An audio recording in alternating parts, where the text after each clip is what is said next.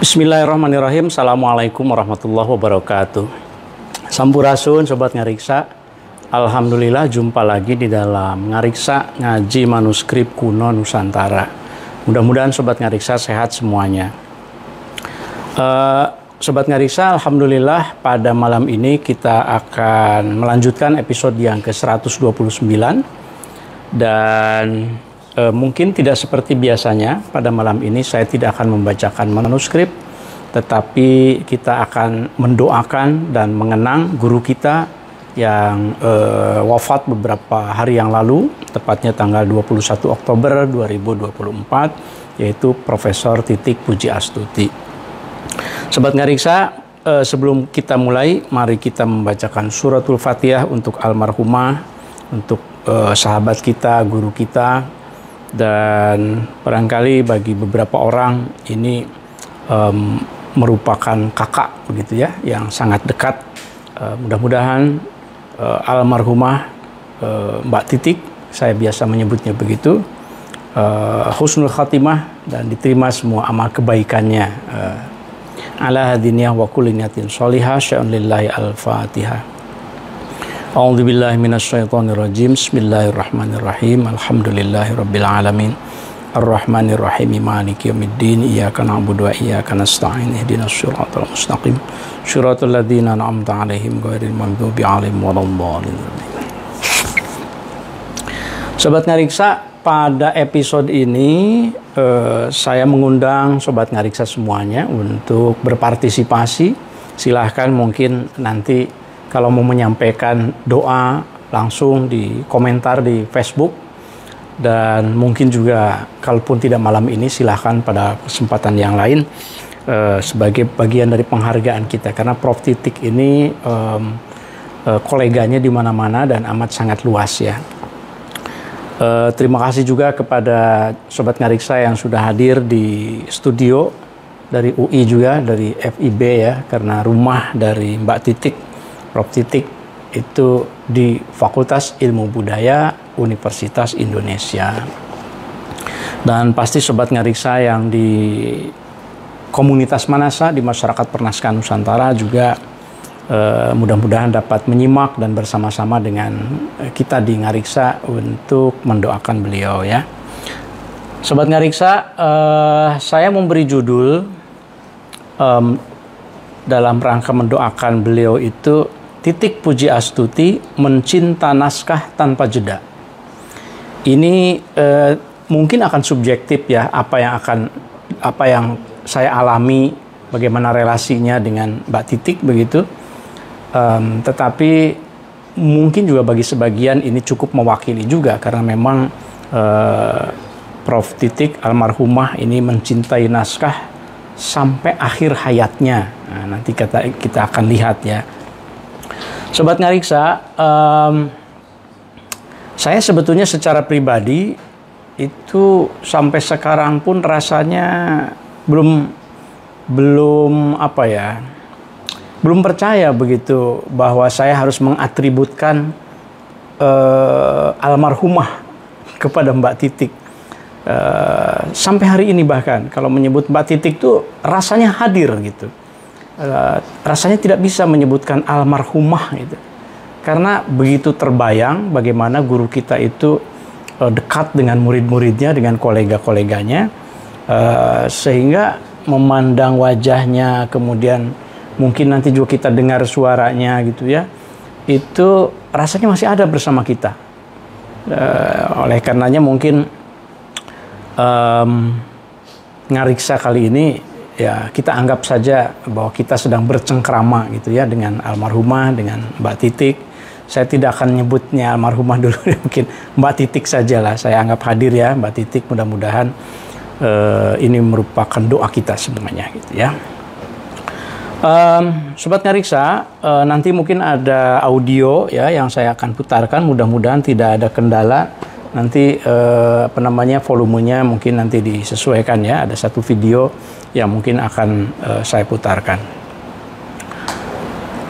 Pertama-tama, bagi dunia pernaskahan barangkali cukup mengagetkan bahwa tidak sampai 100 hari kita kehilangan 2 guru filologi.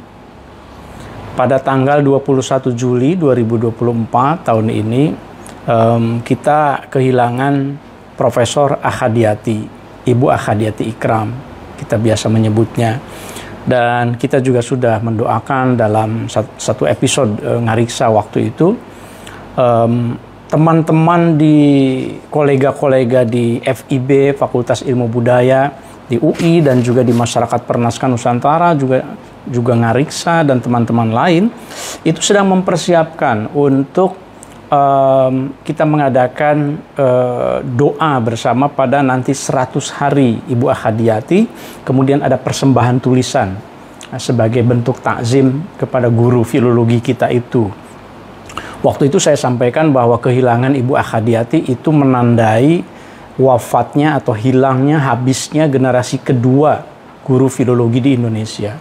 Nah, kita menyebut mungkin generasi pertamanya ada Purbo Coroko, ya, Purbacaraka, kemudian Hussein Jayadiningrat, sejarawan tetapi yang memanfaatkan manuskrip-manuskrip juga begitu.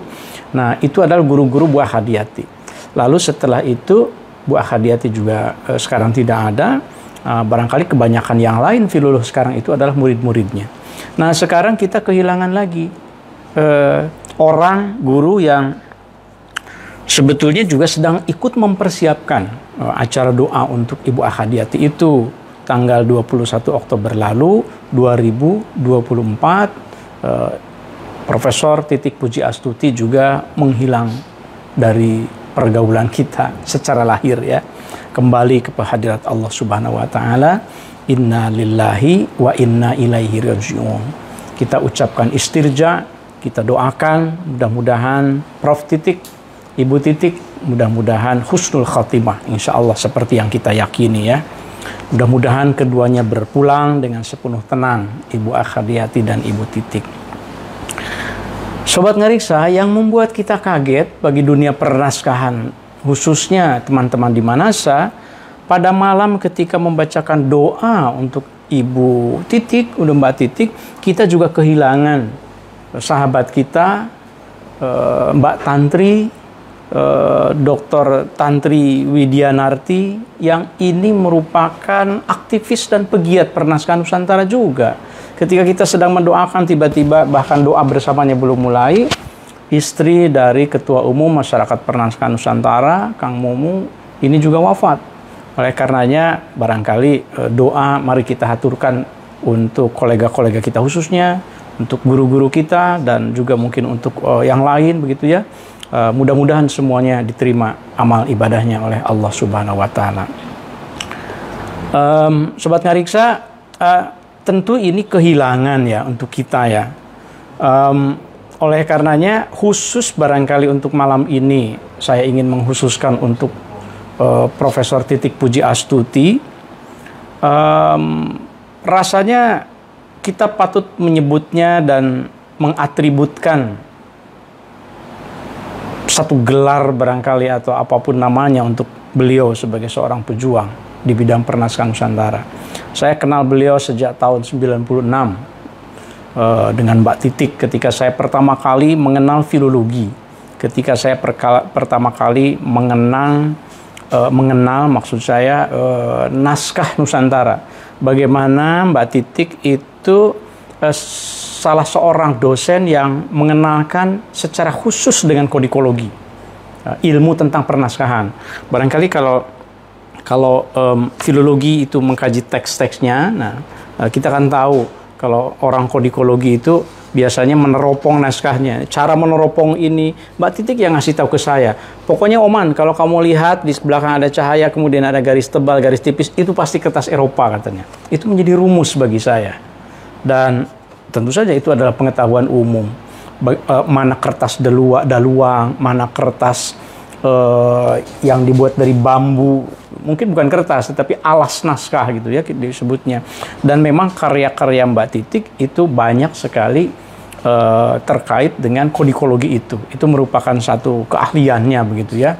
Sobat Ngariksa bisa menjumpai mungkin narasi tentang filologi, kodikologi di channel YouTube, karena beliau sangat aktif sekali membuat konten, mengisi seminar di bidangnya begitu ya. Saya kira itu satu amal jariah tersendiri. Oleh karenanya, sekali lagi saya ingin mengajak Sobat Ngariksa, mari kita bacakan doa lagi. Dan di studio kita juga sudah bertambah hadir Sobat Ngariksa. Kita doakan lagi, kita bacakan suratul Fatihah, khususnya untuk Profesor Ahadiati, untuk Profesor Titik Puji Astuti, dan untuk Mbak Tantri. Mudah-mudahan semuanya khidmat di dalam pernaskahan Nusantara menjadi amal jariah dan husnul khatimah untuk mereka semuanya. Ala diniyah wa kulinatin sholihah wa ila hadratin Nabi Al-Fatihah. A'udzu billahi minasyaitonir rajim. Bismillahirrahmanirrahim. Alhamdulillahirabbil alamin arrahmanir rahim. Iyyaka na'budu wa iyyaka nasta'in. Shiratal ladzina an'amta 'alaihim ghairil maghdubi 'alaihim. Sobat Ngariksa, saya menyebut Mbak Titik sebagai pejuang karena sampai akhir hayatnya kita tahu, ini bagi yang belum tahu barangkali secara detailnya, bahwa beliau itu tidak sampai seminggu menjelang wafatnya itu beliau sedang melakukan riset, penelitian ke lapangan. Dalam usianya, berarti berapa ya usianya? 67 ya? Ya, lahir tahun berapa? Lahirnya tahun 56, wafat tahun 2024 ya. Nah, itu beliau sedang melakukan penelitian tanggal 6 sampai 12 Oktober di Singaparna, Tasikmalaya di Jawa Barat, di Museum Galunggung. Ini tim dari Fakultas Ilmu Pengetahuan Budaya. Kemudian ini situasi ketika menunggu transportasi, naik kereta. Kemudian ini setelah di lokasi, kemudian peti-petinya dikeluarkan, dan Mbak Titik salah seorang yang membacakan isi manuskrip yang sedang dilihat itu. Ini Mbak Mamlah. Ada timnya dengan Pak Tommy Kristomi gitu ya, dengan Kang Adib, Mas Adib, Misbahul Islam. Itu timnya yang diajak, dan beliau semangat sekali selalu mengajak kolega-kolega yang bukan ahli naskah juga. Jadi itu salah satu testimoni yang kita dengar ya. Jadi mengapa kita menyebut, kalau saya sih bahasanya ya fisabilillah ya, sedang di jalan ilmu. Jadi ketika di lapangan beliau tiba-tiba pingsan, mungkin karena kecapean atau apapun begitu ya. Kemudian sempat masuk ke UGD. Nah, ketika di UGD di Tasikmalaya itu, Mbak Titik tidak mau dirawat di sana karena menurut dokter harus dirawat, maka pulang setelah mengumpulkan tenaga. Dan saya melihat beberapa fotonya ketika di kereta, ketika pulang ditemani oleh Mas Adib ya. Kemudian tiba di Halim karena naik kereta kan. Ya, itu sebetulnya kelihatan hanya capek saja dan mau pulih begitu ya. Tapi kemudian sampai di sini masuk ke rumah sakit, dan tidak lama kemudian, hanya 1 hari, beliau wafat, meninggalkan kita semuanya. Innalillahi wa inna ilaihi raji'un. Ya, tanggal 21 Oktober. Sobat Ngariksa, saya kira kita percaya bahwa sebetulnya memang tidak ada yang kebetulan, bahwa seseorang itu kalau sudah akan tiba pada waktunya itu sebetulnya sudah menunjukkan tanda-tanda. Nah, tapi kita tahunya itu kan belakangan. Ketika di lapangan di Singaparna, pada penelitian terakhirnya itu, salah satu manuskrip yang dibaca oleh Mbak Titik dengan sangat keras, dengan sangat lantang, itu adalah tentang manjing surga, masuk surga. Bagaimana kita, sulit saya juga membayangkan apakah saya akan seperti itu, masuk surga. Mari kita lihat, coba Sobat Ngariksa ya. Saya ingin coba putarkan, mudah-mudahan ini videonya bisa. Pertama, terima kasih kepada Kang Tommy dan tim dari Laboratorium Filologi UI ya, FIB UI, yang sudah mengunggah video ini, dan saya mohon izin dengan menyertakan tentu saja kreditnya.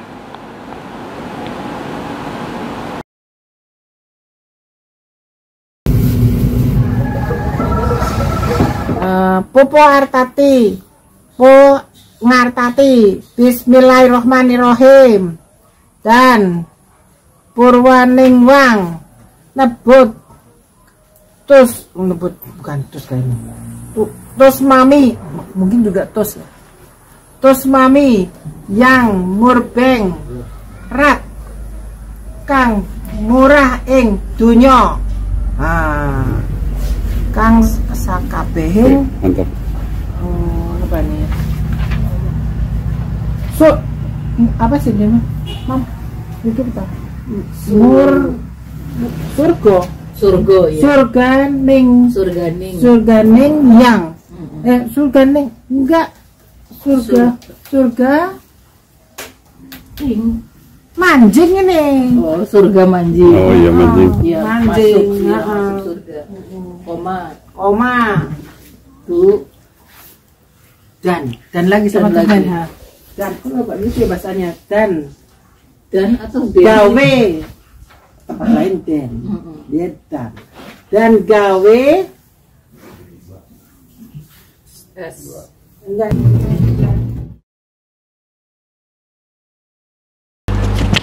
Ya, Sobat Ngariksa, saya nggak tahu, mudah-mudahan suaranya masuk tidak? Masuk ya, dengan jelas ya. Tadi saya lupa tidak mendekatkan mikrofonnya.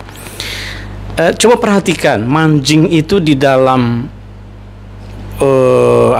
bahasa Jawa itu artinya masuk, jadi sesuatu masuk gitu ya. Kemudian apa ini yang dibaca suarga gitu ya, manjing suarga, sehingga kemudian video ini diberi judul manjing kaswargaan. Itu yang sedang dibaca oleh Mbak Titik. Jadi saya kira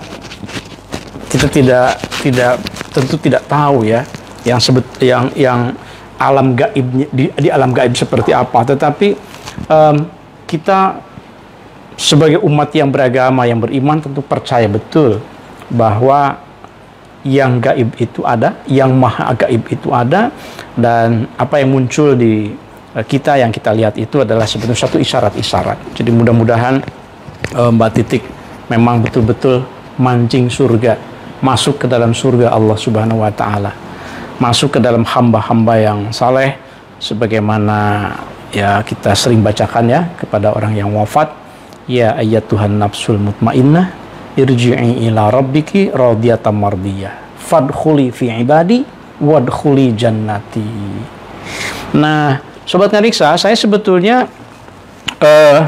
sudah minta ke tim peneliti ini untuk melihat manuskripnya sebetulnya yang dibaca oleh Mbak Titik, tapi rupanya hasil digitalisasinya itu masih tersimpan di peti, maksud saya di koper ya, di koper yang memang itu milik Mbak Titik. Jadi sekarang masih di keluarganya. Nah, mudah-mudahan nanti setelah itu bisa kita manfaatkan bersama-sama. Tentu saja manuskrip aslinya ada ya di Museum Galunggung. Terima kasih banyak kepada teman-teman yang sudah mendokumentasikan. Sebentar, ini mohon maaf nih, kabelnya ya. Baik, Sobat Ngariksa, kita percaya betul khususnya di dalam tradisi Islam bahwa mautul alim, mautul alam. Ini ada satu ungkapan seperti itu, mautul alim, mautul alam. Bahwa wafatnya seorang yang berilmu, seorang alim, alim itu bukan berarti ulama laki-laki. Al-alim artinya adalah seseorang yang berilmu. Mautul alim, wafatnya seorang yang berilmu itu ibarat kematian dunia. Al-alam, hurufnya sama, alif, lam, ain, alif, lam, mim, tapi bacaan yang beda. Satu al-alim, yang kedua al-alam. Bagi dunia pernaskahan khususnya, pernaskahan Nusantara, wafatnya Prof. Titik Puji Astuti, itu saya menyebutnya sebagai satu krisis sebetulnya. Karena ini guru besar terakhir saat ini yang ada di FIB UI di bidang filologi. Jadi mau bagaimana tidak disebut sebagai mautul alam, dunia pernaskahan. Beliau adalah orang yang merintis masyarakat pernaskahan Nusantara tahun 96. Beliau yang mendirikan, salah satunya tentu saja ada Prof. Sapardi, ada Ibu Ciptaningrum Fuad Hasan, tentu ada Prof. Ahadiati begitu ya, mendirikan Yayasan Naskah Nusantara juga. sekarang itu kemarin ketika Ibu Ahadiati wafat, saya bilang ke Mbak Titik, Mbak Titik sekarang profesor filologi satu-satunya di UI. Jadi itu harus segera ada nih yang menyusul. Saya selalu sampaikan seperti itu. Dengan nada bercanda, dengan nada yang riang. Tentu saja Mbak Titik suka meresponnya dengan sangat spontan gitu. Dengan gayanya lah kita tahu begitu ya, yang sangat menyenangkan sekali gitu. Tetapi jadi kegetiran pun Mbak Titik itu meresponnya dengan senyum gitu. Bukan berarti tidak memperhatikan, kaderisasi beliau itu beliau lakukan gitu. Nah, tapi sekarang itu mengapa saya menyebut sebagai mautul alim, mautul alam, karena bagi dunia pernaskahan Nusantara sekarang itu krisis guru besar filologi di kampus yang merintis kajian filologi, UI, FIB UI. Sejak tahun 50-an, Profesor Ahadiati Ikram kita tahu ya, sudah wafat. Itu mengembangkan filologi. Begitu juga di UGM. UIN itu, IAIN, Perguruan Tinggi Keagamaan Islam Negeri, itu baru mengenal filologi ya sejak tahun 90-an itu. Sudah ada kajian naskah tahun 84, tetapi lebih ke tafsirnya begitu ya, lebih ke fikihnya, tidak ke tahqiq filologi yang dalam pengertian yang umum yang kita kenal. Ada Dr. Penoh Dali, misalnya Pak Penoh Dali meneliti tentang Mir'at At-Tullab, manuskrip juga. Tetapi pendekatannya belum filologi seperti yang kita kenal saat ini. Nah, tahun 96 saya masuk, kemudian mulai saya mewakili dari PT KIN waktu itu, dikenalkan oleh Ibu Titik, oleh Mbak Titik, dikenalkan dengan Ibu Ahadiati, dua guru besar guru saya yang sekarang sudah tidak ada. Jadi itu mengapa saya kira dunia pernaskahan merasa kehilangan betul. Saya berharap murid-murid Mbak Titik ini siapapun yang ada, khususnya di FIB UI, jangan sampai filologi hilang, jangan sampai guru besarnya hilang. Harus segera tulis artikel berbasis pada manuskrip, kemudian berkarya dan segera menyusul. Ini yang muda-muda khususnya ya, yang masih punya waktu. Saya kira mari kita contoh Profesor Titik Pujiastuti. Beliau seorang yang sangat punya distingsi, kekhasan keilmuannya, kodikologi. Selain tentu saja filologi. Kalau filologi itu kan mutlak ya, tekstologinya. Tapi beliau itu memiliki perhatian secara khusus pada menyusun katalog misalnya. Menyusun katalog itu tidak hanya teksnya kan, tetapi kodikologi, kertasnya dan lain-lain. Makanya lihat karya-karyanya misalnya, ini kamus filologi, ini tentang sejarah Banten tentu saja, naskah dan studi naskah gitu, teks dan naskah dan seterusnya. Ini hanya salah satu saja. Nah, ada distingsi, ada kekhasan. Nah, selain itu yang kita lihat, selain dari mengajar di kampus, Mbak Titik sampai menjelang akhir hayatnya itu juga istiqomah berkontribusi kepada wacana keilmuan, bahkan wacana keagamaan yang lain. Nah, ini adalah cuplikan gambar yang saya ambil ketika Mbak Titik beberapa waktu lalu itu diundang merespon kontroversi tentang sanad Ba'alawi di Indonesia. Ya, nah, kita semua tahu tentu saja bagaimana kontroversi itu sampai sekarang sudah 2 tahun lebih barangkali ya, terus saja gitu, tidak henti dibicarakan. Mengapa Mbak Titik hadir? Karena salah satu perspektif yang dibutuhkan itu adalah bagaimana sih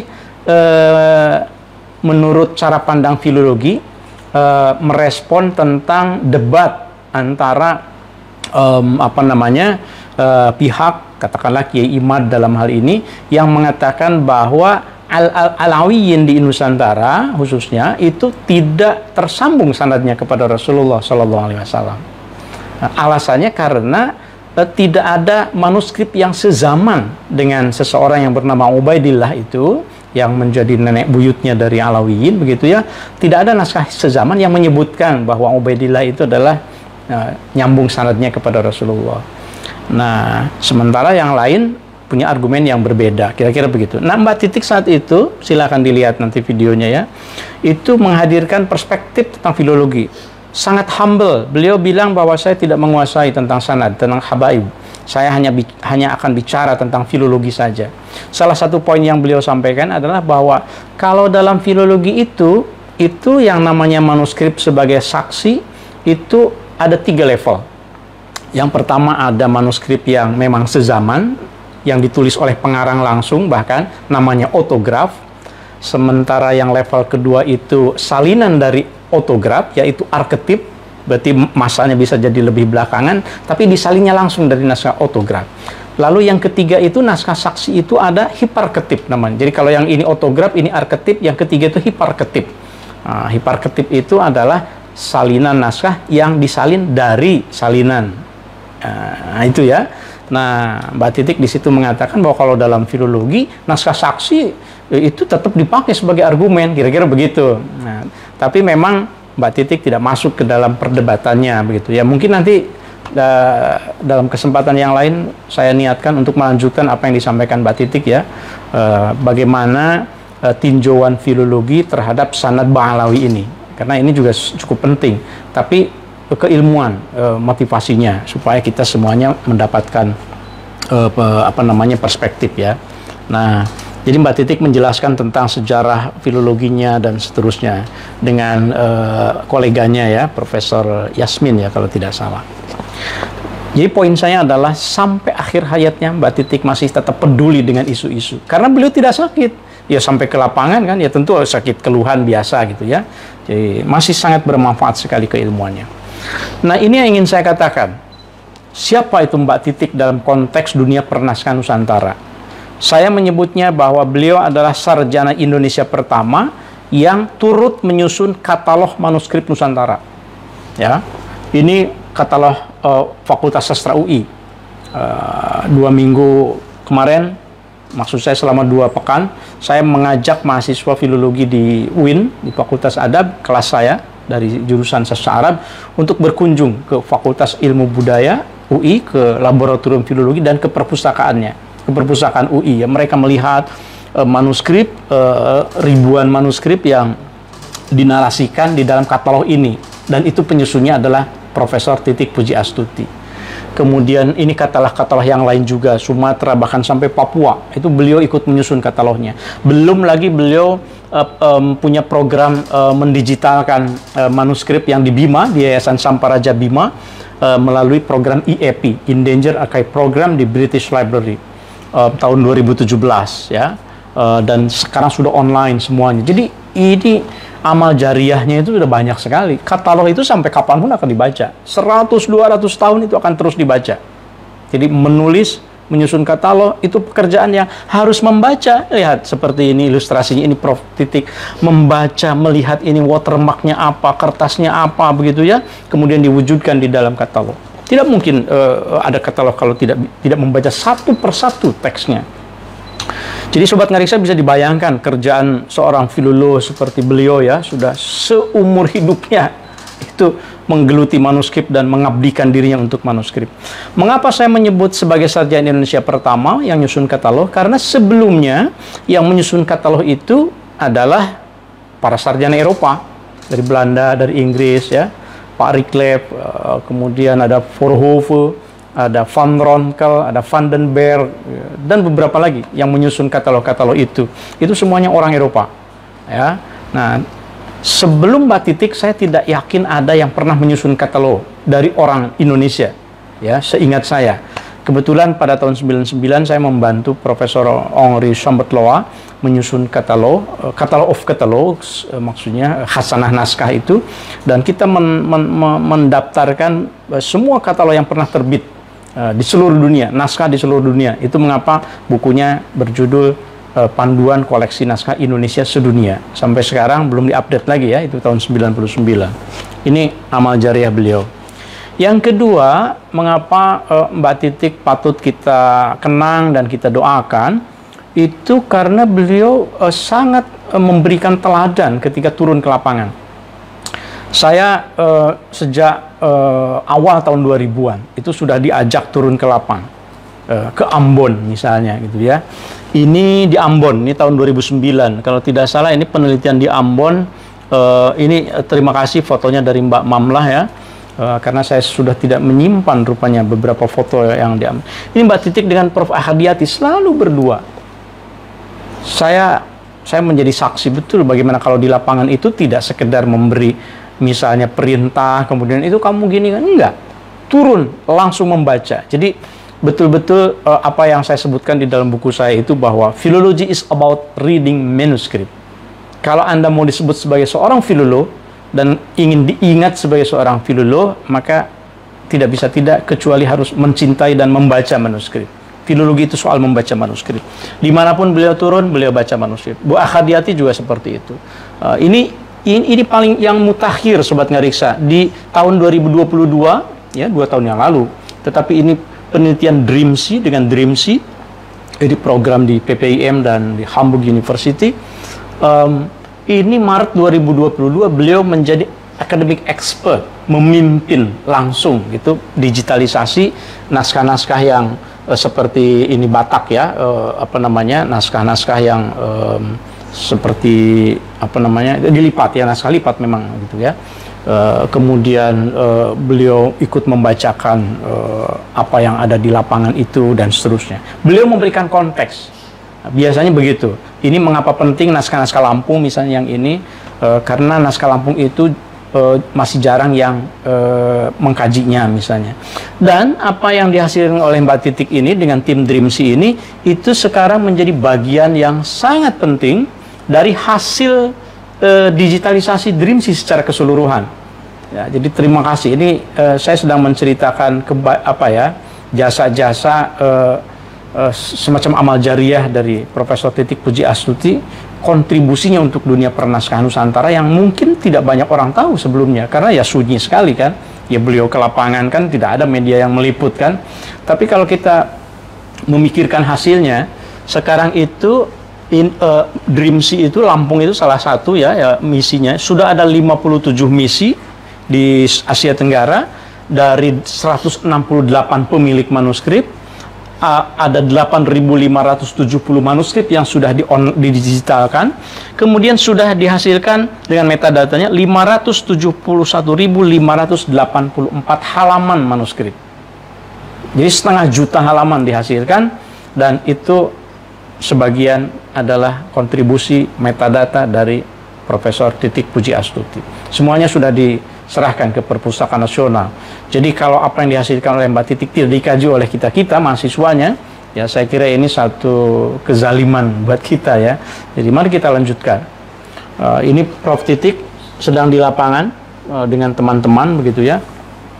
Dan ini kalau Sobat Ngariksa sedikit saya tambahkan informasinya yang DRIMSI tadi itu, ini dari berbagai provinsi sudah semuanya itu sudah ada dan sudah di-online-kan. Yang ini itu yang 0,5 juta sekian itu hampir semuanya sudah online, open access di situs DRIMSI. Jadi silakan itu ya untuk memanfaatkannya.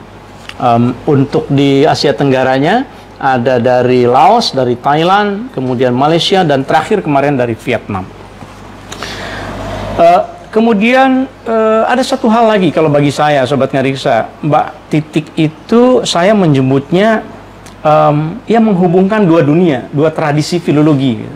Jadi begini, filologi itu sebelum tahun 90-an, katakanlah begitu, itu kan umumnya berkembang di perguruan tinggi umum, di Fakultas Sastra, di UI, di FIB, ya dulu Fakultas Sastra namanya, kemudian di Unpad, kemudian mungkin di UPI, kemudian di UNAN, di UGM, di mana lagi? Berbagai perguruan tinggi umum. Nah, itu dunia filologi yang di perguruan tinggi umumnya itu teks-teks sastra, jadi filologi ke teks-teks sastra gitu. Nah, ketika saya masuk, saya sebagai santri dari pesantren, ya tentu saja memilih teks yang saya familiar, bahasanya bahasa Arab, isinya tentang keagamaan, dan kemudian Mbak Titik dan tentu saja Prof. Ahadiati juga gitu ya, mendorong kita untuk menggabungkan antara pendekatan filologi itu dengan Islamic Studies. Dan Sobat Ngariksa bisa lihat sekarang, kalau sekarang berarti sejak tahun, sebut saja katakanlah tahun 96 gitu ya, bisa dihitung. Sekarang itu 28 tahun kemudian hasilnya. Saya sih menyebutnya filologi plus gitu. Bagaimana suntingan teks itu tidak cukup, harus disertai dengan kajian konteksnya, Islamic studies-nya, kajian tasawufnya. Kalau isinya wahdatul wujud, ya wahdatul wujudnya. Mbak Titik misalnya juga meneliti tentang Serat Yusuf misalnya. Kalau dalam Islamic studies kan cerita tentang Nabi Yusuf itu juga banyak, tafsirnya juga banyak gitu ya. Itu yang saya sebut sebagai bagaimana Mbak Titik menghubungkan antara filologi umum dan filologi keagamaan. Gitu. Meskipun sekarang jadi ada kecenderungan banyak mahasiswa yang memilih teks keagamaan itu karena IAIN banyak ya. Kalau UI kan hanya satu, tapi kalau PTKIN itu ada UIN, ada IAIN. Begitu mahasiswa murid-murid dari PTKIN itu tertarik kajian manuskrip, mereka belajar ke UI, mereka belajar ke UIN, mereka kembali dan melahirkan cucu-cucu murid dari Profesor Titik Pujiastuti. Jadi ini satu amal jariah yang lain gitu ya. Dan satu hal di dalam organisasi kemasyarakatan, banyak sebetulnya tentu saja para sarjana filologi, juga sarjana bidang ilmu lain yang asik dengan dirinya sendiri, tidak memikirkan membangun komunitas. Tapi Mbak Titik tidak. Mbak Titik itu adalah pendiri dan penggerak komunitas Pernaskahan Nusantara. Tahun 2008, ya betul 2008, ini sebetulnya salah satu ilustrasi di tahun 2008, ada simposium Pernaskahan Nusantara, dan di situ dilaksanakan musyawarah nasional. Saat itu Mbak Titik adalah Ketua Umum Masyarakat Pernaskahan Nusantara, sekaligus pendiri kan, setelah dari Ibu Ahadiati ke Mbak Titik. Nah di 2008 itu kemudian saya diamanahi sebagai Ketua Umum Masyarakat Pernaskahan Nusantara.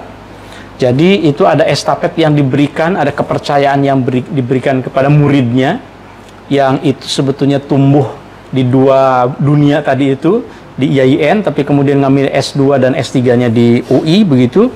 Dan Mbak Titik begitu tulus, begitu memberikan kepercayaan, kaderisasi kepada saya khususnya dan kepada kader-kader yang lain, bagaimana asosiasi yang beliau dirikan itu 2 periode bahkan sampai di amanah saya diminta untuk mengelola asosiasi satu-satunya di Asia Tenggara ya, satu-satunya asosiasi manuskrip Nusantara saya kira, bahkan mungkin di dunia jangan-jangan, karena anggotanya juga dari British Library, Ibu Annabel ya, dari Köln, ada Profesor Edwin Wieringa yang hampir selalu hadir di dalam simposium, ada Jan van der Putten, ada Dick van der Meij, dan masih banyak lagi tentu yang lain-lain begitu.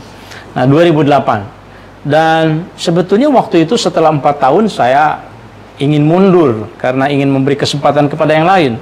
Tapi ini ilustrasi foto ini ketika saya mau mundur, munasnya deadlock karena saya tidak mau lagi jadi ketua 2012, dimarahin oleh Mbak Titik. Ini bisa kelihatan karakter Mbak Titik di sini dalam gambar itu. Saya masih ingat betul. Kamu nggak boleh berhenti, kamu harus 1 kali lagi. Pokoknya itu gaya Mbak Titik yang kemudian saya ya tertunduk lesu, tidak bisa menolak karena memang gimana, apalagi di sini ada Ibu Ahadiati yang kemudian juga meminta saya untuk sekali lagi, sehingga akhirnya saya melanjutkan kepemimpinan di Manasa itu sampai 2016 pada saat itu ya. Ini amal jariah dari seorang Titik Pujiastuti. Nah mungkin Sobat Ngariksa masih banyak saya yakin ya apa yang bisa kita sampaikan, tetapi tentu saya mencoba membatasi. Apalagi kalau kita ingin tahu sebetulnya pikiran-pikiran Mbak Titik itu apa saja gitu. Itu amat sangat banyak sekali. Saya hanya mengambil salah satu quote dari Mbak Titik ketika beliau hadir di Dreamsea di Lampung 2022. Karena kalau mau menuliskan semuanya itu terlalu banyak. Saya rapat terakhir dengan Prof. Titik itu di Perpustakaan Nasional beberapa bulan lalu, karena kami sama-sama sebagai tim di Perpustakaan Nasional yang ikut melakukan penguatan pengarus utama naskah Nusantara dengan memberikan penghargaan kepada para pemilik manuskrip misalnya gitu. Jadi ini salah satu saja. Pada satu kesempatan Mbak Titik bilang begini, naskah tidak kekang Naskah tidak lekang, tidak hancur, tetap abadi, tetap bisa dimanfaatkan. Ingat, nenek moyang kita tidak menuliskan sesuatu sia-sia, tetapi dia punya maksud untuk kemajuan dan keharmonisan ke masa depan.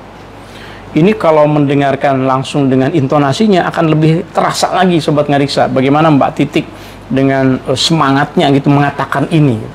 Silahkan lihat di videonya ya, nanti ada di channel YouTube Dreamsy yang Lampung, itu bisa dengan mudah Titik Pujiastuti Lampung Dreamsy, mungkin akan ketemu. Di situ akan murid-muridnya saya kira perlu untuk menyelami dan menghayati barangkali begitu ya. Dan saya sampaikan kepada keluarga Tisha, Adinda Tisha barangkali ya, berbahagialah karena Ibunda Prof. Titik Pujiastuti itu amal jariahnya amat sangat banyak dan akan terus dikenang karena beliau menulis. Ya, kalau beliau tidak menulis mungkin akan lupa, tetapi karena beliau menulis, selama tulisannya masih ada, selama tulisannya masih dimanfaatkan, maka ya amal jariahnya akan tetap mengalir ya. Berbahagilah keluarganya. Nah, sekarang Sobat Ngariksa, apa kata Sobat Ngariksa nih? Apa kata kolega-kolega Mbak Titik ya tentang Mbak Titik? Tentu sangat banyak yang kalau saya cantumkan semua ya bisa sampai subuh barangkali ya, karena kolega-kolega banyak yang memberikan testimoni. Kemarin ketika kita melakukan doa bersama pun banyak sekali yang memberikan testimoni. Saya hanya mengambil dua saja. Yang pertama ini dari Pak Torap dan Mbak Esi di Berlin, di Stadtbibliothek Berlin. Saya sangat terenyuh sekali ketika Pak Torap, Mbak Esi itu memberi kabar kepada saya bahwa Pak Torap menulis satu in memoriam di dalam situs resmi Kalamus, kalamus.net. Kalamus ini sebuah proyek resmi di perpustakaan Berlin ya, di Stadtbibliothek, tentang membangun database manuskrip Arab, Persia, Turki dan Nusantara yang ada di seluruh Jerman, itu di-online-kan metadatanya melalui Kalamus ini gitu ya. Dan Pak Torap menulis Kalamus mourns the death of Ibu Titik, turut berduka cita. Jadi bukan hanya Pak Torapnya, tapi Kalamusnya. Ini satu proyek yang melibatkan banyak orang. Mengapa? Karena pada tahun 2015 memang Mbak Titik itu ikut berkontribusi Sobat Ngariksa di dalam penyusunan metadata. Maaf, bukannya ini. Di dalam penyusunan metadata Kalamus itu. Jadi ini dengan kolega-kolega yang lain, Kang Mumu ini dengan gagah ya. Ini tahun 2015 Kang Mumu masih ganteng ini, dengan Pak Made, kemudian dengan Pak Muhlis, sekarang Prof. Muhlis Hadrawi. Ini Mbak Titik di rumah Pak Torap. Nah, ini kelihatan masakannya, mungkin masakan Mbak Esi ini ya. Yang Mbak Esi tadi ini istri dari Pak Torap ya. Beliau guru bahasa Indonesia di Jerman. Pak Torap itu selama doa bersama tidak mau bicara. Selama 2 hari menurut Mbak Esi, Pak Torap itu murung dan sakit bahkan, memikirkan Mbak Titik. Karena di sini beliau menceritakan bagaimana beliau itu sebetulnya sarjana penelitiannya itu bidang hukum, kemudian tiba-tiba main ke UI, kemudian tidak ada yang kenal, tidak ada yang bisa dia sapa. Datanglah seorang yang namanya Mbak Titik, lalu mengenalkan buku-buku filologi. Dari situ beliau menjadi seorang yang punya proyek pernaskahan.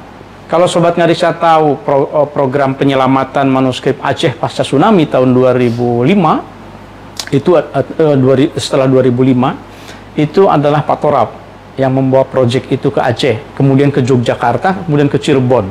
Di bawah itu mesin scanner Zwetzel itu ya dari Jerman, yang saat itu hanya ada 3 di seluruh dunia karena mahal harganya ya. Ada di Jerman, ada di Jepang, ada di Indonesia, untuk menyelamatkan mendigitalisasi manuskrip dan kemudian di-online-kan, di open access semuanya. Itu Pak Torap. Awalnya itu sebetulnya bukan bidangnya, tapi berkat Mbak Titik yang mengenalkan, dia bilang bahwa setiap ketemu selalu diberikan buku Jadi itu buku tentang filologi, maka itu menjadi kenangan tersendiri. Nah, Mbak Titik membantu menyusun 4.203 deskripsi naskah untuk proyek Kalamus. Jadi ini juga amal jariah yang hasil kolaborasi internasionalnya. Saya sendiri belum tentu bisa melakukan itu ya. Mudah-mudahan kita bisa terus meneladani beliau, mudah-mudahan ya. Dan ada satu lagi Sobat Ngariksa, Ibu Anabel. Ibu Anabel termasuk yang amat sangat terpukul sekali. Ini posting Ibu Anabel di Facebook tanggal 21 Oktober jam 16 sekian, berarti belum tidak lama. Tentu saja di Eropa itu kan lebih lambat begitu ya. Pagi ini dapat berita yang menggoncangkan. Kehilangan teman tercinta Profesor Dr. Hajah Titik Puji Astuti, kawan karib seangkatan, seperjuangan dalam penulisan disertasi. Terasa seolah sekeluarga. Anaknya Tisha saya anggap anak saya sendiri. Anak saya Maxim dan Sasha ikut dimanja dan disayangi Tante Titik. Pergi terlalu cepat, pas saat baru menikmati kesenangan punya cucu kesayangan. Selamat jalan, dearest Titik. Semoga mendapati rahmatnya. Al-Fatihah. Ini fotonya diambil di Pontianak tahun 2015. Ada kenangan tersendiri terkait ini. Mungkin nanti saya ceritakan di lain kesempatan. Bagaimana kita mau ke Pontianak tapi ada asap tidak bisa terbang dan seterusnya begitu ya. Bu Anabel rupanya masih menyimpan ini. Kenapa Bu Anabel tidak ada di sini? Nah, itu juga banyak ada ceritanya juga begitu ya. Karena Bu Anabel tidak mau punya HP waktu itu. Jadi sulit menghubungi, kita sempat kehilangan. Dan Mbak Titik seperti biasa, Anabel kemana? Anabel kemana? Oh, pokoknya gitu ya. Dekat sekali mereka itu. Ibu Anabel Teh Galon. Dan rupanya Ibu Anabel belum merasa puas dengan postingan yang tanggal 21 Oktober itu, jam 16, di siang harinya, mungkin kalau di kita malam jam 23, ya posting satu post lagi. Ini sebagai doa untuk Mbak Titik ya. Satu posting di Facebook tidak mencukupi untuk memperingati teman tercinta almarhumah Profesor Dr. Titik Puji Astuti. Teman akrab saya sejak lebih dari 30 tahun yang berpulang terlalu cepat dini hari ini. Hampir setiap tahun bertemu, entah di London, di Leiden, atau di Jakarta. Titik menginap sama saya di London. Saya menginap di rumah Titik di Jakarta atau di Depok. Selalu bersama-sama menghadiri simposium Manasa, baik di Jakarta maupun di Pontianak atau di Padang.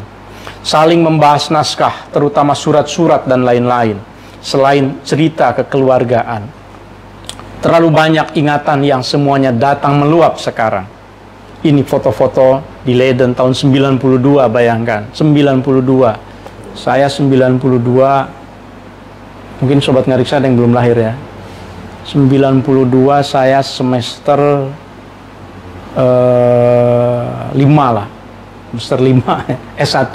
Karena saya juga terlambat. Bayangkan, mereka sudah bersahabat, sementara kita masih belum jadi apa-apa. Tapi kita sekarang, saya khususnya, mendapatkan anugerah, mendapatkan kenikmatan menjadi murid dari Profesor Titik Puji Astuti. Saya sedih sekarang itu, karena saya suka dibilang begini. Pembina Manasa kemarin ada tulisnya itu Profesor Titik Puji Astuti. Kedua, Profesor Oman Faturrahman. Yang ketiga, Tommy Koristomi. Kemudian Dewaki Karmadibrata. Kemudian ada Mu'jizah. Sekarang ini hilang. Jadi Oman sekarang, kamu sekarang yang punya tanggung jawab katanya dalam membina Manasa, melanjutkan pernaskahan. Saya suka sedih sebetulnya. Karena saya juga belum punya lagi kader Profesor Filologi di UIN. Jadi mudah-mudahan segera ya. Mudah-mudahan segera. Mudah-mudahan segera. Ya, profesorship sebetulnya bukan satu-satunya ukuran tentu saja ya secara akademik, tapi itu adalah salah satu jalan bagaimana kita menunjukkan pengabdian keilmuan kita. Bisa dilihat bagaimana Mbak Titik masih ya 92 namanya juga, Desember ya, masih muda begitu ya. Ini saya kira ini Pak Yan ini. Yan van der Putten pun masih kelihatan muda. Ini Pak Al-Azhar saya kira, almarhum juga nih. Al-Azhar dari Riau ya. Ini Mbak Jiza yang betul-betul seperjuangan.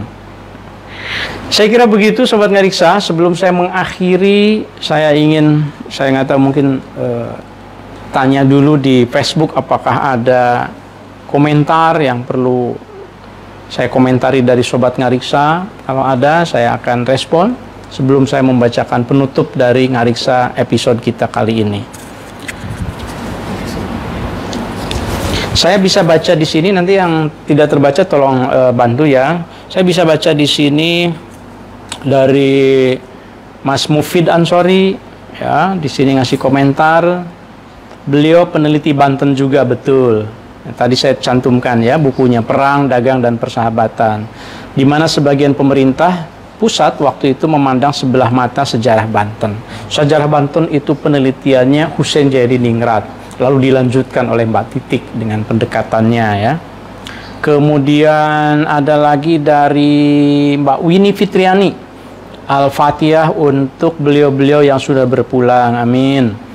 Pak Oman dan semua guru pernaskan, semoga panjang umur dan sehat selalu, amin ya Allah ya Rabbal Alamin. Mudah-mudahan ya. Dari Mas Aang Agus, Cipasung ikut mancok Kang. Alhamdulillah Kang Aang, Cipasung itu alma mater saya. Jadi saya tidak mungkin bisa menjadi seorang filoloh yang membacakan manuskrip-manuskrip Arab kalau dulu nggak ngaji di Cipasung, ngaji Jurmiyah, ngaji Sorob, ngaji Alfiyah gitu ya. Sampai ngaji yang berat-berat, yang tasawuf gitu, Bidayatul Hidayah, Nasoihul Ibad dan lain-lain gitu. Itu dulu rasanya beban, sekarang menjadi keuntungan. Jadi para santri semuanya, makanya saya kalau di pesantren kami ini, di pesantren Al-Hamidiyah di Depok, saya dorong anak-anak pokoknya harus mengenal aksara Jawi, menerjemahkan juga dengan Jawi, mengenal karya-karya ulama, perkuat nausorob gitu. Karena santri itu ya manfaatnya itu nanti akan terasa ya, seperti yang saya rasakan sekarang. Ada lagi yang lain yang tidak muncul di layar barangkali? Iya, ya, ada Pak Toraf juga ada tadi. Dari Pak Toraf. Oh iya, Pak Toraf juga ya, ikut komentar. Di mana? Di Facebook? Di Facebook. Oh ya. Silakan, tolong dibacakan, saya nggak bisa lihat. Kami sekeluarga sangat berduka dan merindukan beliau. Salam dari Berlin, Kang Oman. Terima kasih Pak Toraf. Ya, kita semuanya merindukan. Seperti yang saya bilang, saya belum bisa menyebut almarhumah ke Mbak Titik itu. Terima kasih banyak Pak Toraf. Ada lagi? Ya, di atasnya tentu banyak Sobat Ngariksa yang mengirimkan Al-Fatihah juga dari Kang Adit, Mas Bagus, terus dari akun Asep Yuda dan akun Haris Fahriza juga ikut mendoakan. Ya. Dari Mbak Arsanti juga baru kelihatan ya. Semangatmu teladan kita Mbak. Terima kasih. Sobat Ngariksa, ini kesempatan bagi Sobat Ngariksa untuk menyampaikan doa bagi yang belum, walaupun sebetulnya pasti sudah pada sudah mendoakan ya. Ini di sini silahkan, masih ada kesempatan barangkali 5 menit, 10 menit gitu ya.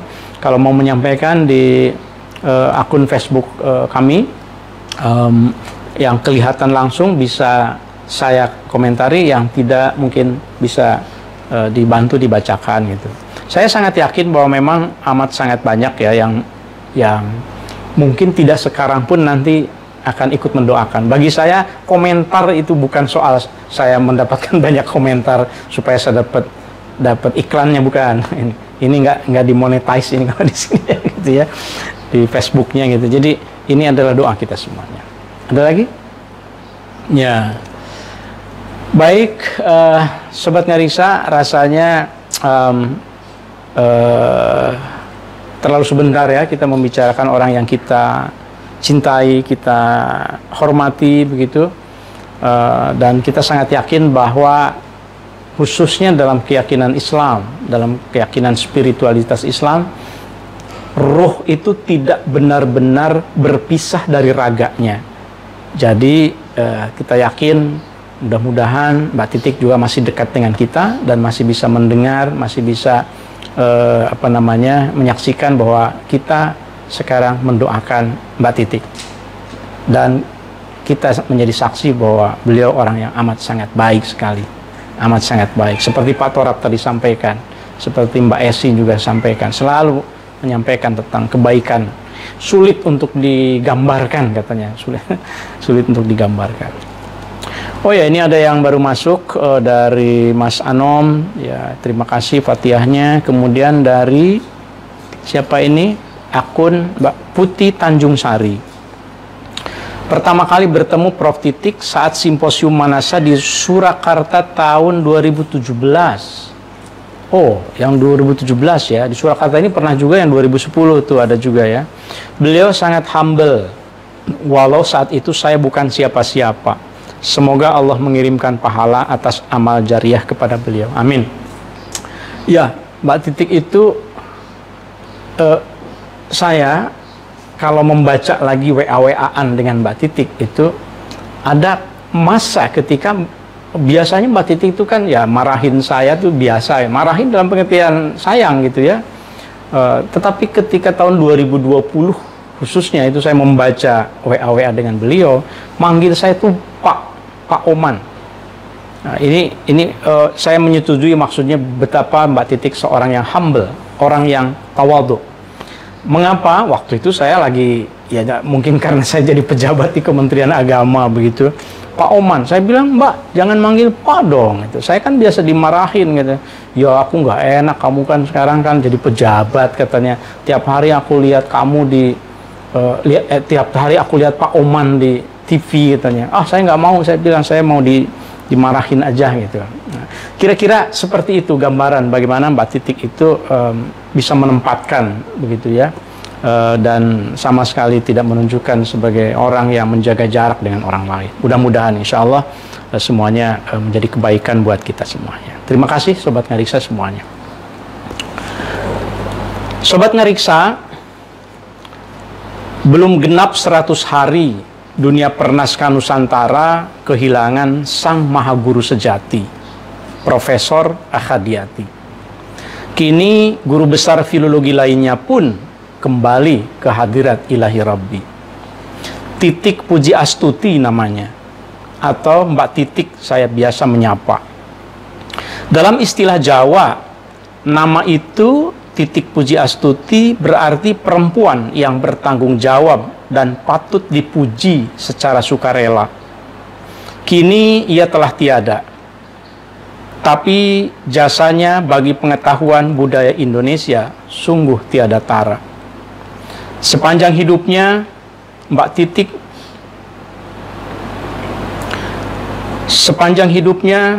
Titik mendalami naskah Nusantara, mendirikan organisasi pecinta naskah, mempelopori katalogisasi, hingga mengawinkan filologi tahqiq dan filologi sastra. Melalui studi manuskrip dan sejarah, ia berkarya seperti bercerita. Mbak Titik adalah sosok ahli naskah Nusantara yang langka. Kepergiannya seperti ketika umat Islam kehilangan ulamanya. Ilmu pergi bersama dirinya. Karena itu, mari pelajari naskah Nusantara agar bangsa ini mengenali jati dirinya.